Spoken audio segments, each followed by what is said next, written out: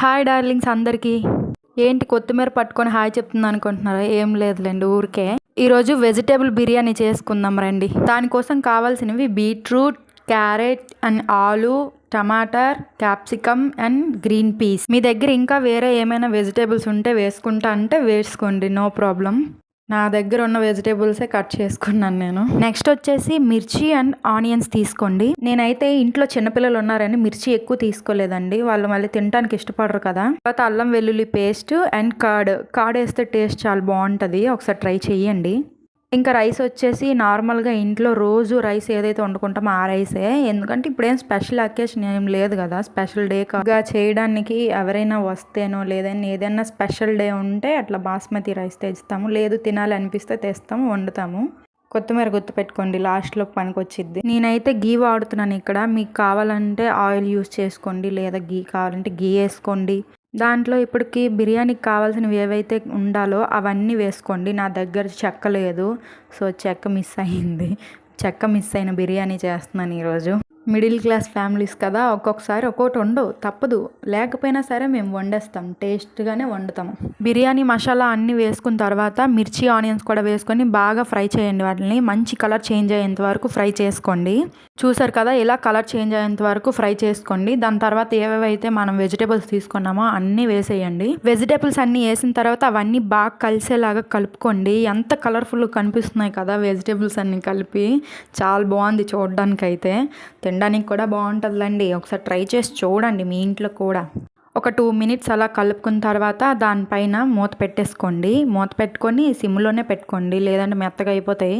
దాని తర్వాత మూత తీసి మళ్ళీ ఒకసారి కలుపుకోండి. అందులో ఇప్పుడు మనం ఏదైతే అల్లం వెల్లుల్లి పేస్ట్ చేసుకున్నామో అది వేసేయండి.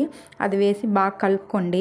ముక్కలు అన్నింటికి పట్టేలాగా బాగా కలుపుకోండి అల్లం వెల్లుల్లి పేస్ట్ని. దాని తర్వాత అంతా కలిపిన తర్వాత మీరు ఏదైతే కర్డ్ తీసుకున్నారో ఆ కర్డ్ కూడా వేసేయండి. కర్డ్ కూడా వేసిన తర్వాత ముక్కలు అన్నిటికీ పట్టించండి.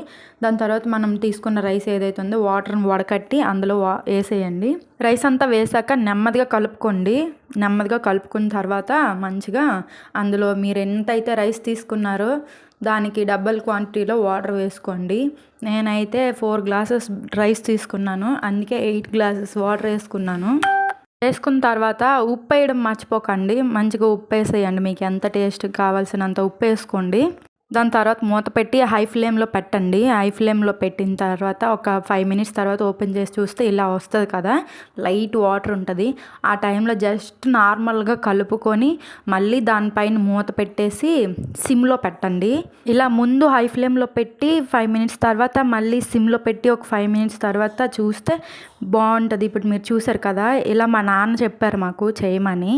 నాకు తెలిసినంత వరకు చాలా వంటలు మా నాన్న దగ్గర నేర్చుకున్నాను నేను. మీరే చూస్తున్నారు కదా బిర్యానీ ఎంత బాగా వచ్చిందో చూడండి. మెతిక్కి అంటుకోకుండా ఎంత బాగా వచ్చిందో చూడండి. అలాగే దగ్గరగా అయిపోలేదు, ముద్దగా కూడా అయిపోలేదు, ఎంత డ్రైగా వచ్చిందో చూసారా. తర్వాత దాని మీద మంచిగా కొత్తిమీర వేసుకోండి. కొత్తిమీర మొత్తం స్ప్రెడ్ చేసుకొని అలా వేసుకోండి. వేసిన తర్వాత దానిపైన మళ్ళీ మూత పెట్టుకోండి. ఆపేయండి, ఇంకా స్టవ్ ఆపేయండి. మూత పెట్టుకొని స్టవ్ ఆఫ్ చేసేసారు కదా, ఆఫ్ చేసుకున్న తర్వాత ఇప్పుడు దీంతో కర్రీనో లేకపోతే కర్డ్ ఉండాలి కదా, దానికోసమని అయితే నేను కచంబరి ప్రిపేర్ చేస్తున్నాను. ముందు ఆనియన్స్, పచ్చిమిర్చి, దాని తర్వాత కొత్తిమీర వేసుకొని కొంచెం సాల్ట్ వేసి పెరిగేసి ముందు ఇవి కలుపుకోండి. బాగా కలిసేలాగా ఉప్పు అంతా కలిసేలాగా కలుపుకోండి. బాగా కలిపిన తర్వాత కొంచెం వాటర్ వేసుకోండి. మీకు ఎంత వాటర్ కావాలో అంత వేసుకోండి. అంటే కొంచెం టైట్గా కావాలంటే కొంచెం వాటర్ వేసుకోండి, పర్లేదు. లూజ్గా కావాలంటే కొంచెం వాటర్ ఎక్కువ వేసుకోండి. మాకు ఇలా ఉంటే సరిపోద్ది కాబట్టి వాటర్ ఎక్కువ వేయలేదు. ఇప్పుడైతే సర్వ్ చేసుకొని టేస్ట్ చేసి చెప్తాను ఎలా ఉంది ఏంటని. మూత తీయంగానే పొగలు కక్కుతుంది, ఎందుకంటే వేడిగా ఉంది కదా, అందుకే పొగలు కక్కుతుంది. ఎప్పుడెప్పుడు తింటానా అని చూస్తున్నాను పల్లెం దుక్కు. మా ఆయన కూడా రాలేదండి, నేనే ముందు తినేస్తున్నాను. చాలా బాధగా ఉంది. అయినా పర్వాలేదులేండి, వచ్చాక ఎలాగో తింటాడు కదా, తిని చెప్తారు కదా ఎలా ఉందో. కానీ దానికంటే ముందు మీకు నేను చెప్పాలి కదా ఎలా ఉందో టేస్ట్ అని. బిర్యానీ వేసుకున్న తర్వాత పక్కన కొంచెం పెరిగేసుకొని కలిపి తింటే ఉందండి, నిజంగా ఎంత టేస్ట్గా వస్తుందని నేనే అనుకోలేదు, కానీ చాలా టేస్ట్గా వచ్చింది. ఇంట్లో ఒక్కసారన్నా ట్రై చేసి చూడండి, మీకే అనిపించిద్ది తినాలనిపిస్తుందా. అందుకే ట్రై చేసి చూడండి. నాకైతే భలే నచ్చింది, మీకు కూడా నచ్చుతుంది అనుకుంటున్నాను. ఒకసారి ట్రై చేసి చూడండి. ట్రై చేశాక ఎలా ఉందో చెప్పండి. ఓకే డార్లింగ్స్, మా ఆయన వచ్చే టైం కూడా అయ్యింది. అతనికి కూడా పెట్టాలి కదా, ఎలా ఉందో చెప్తాడు కదా, ఆ ఎక్స్ప్రెషన్ చూడాలి కదా మనం. Okay darlings, bye. మళ్ళీ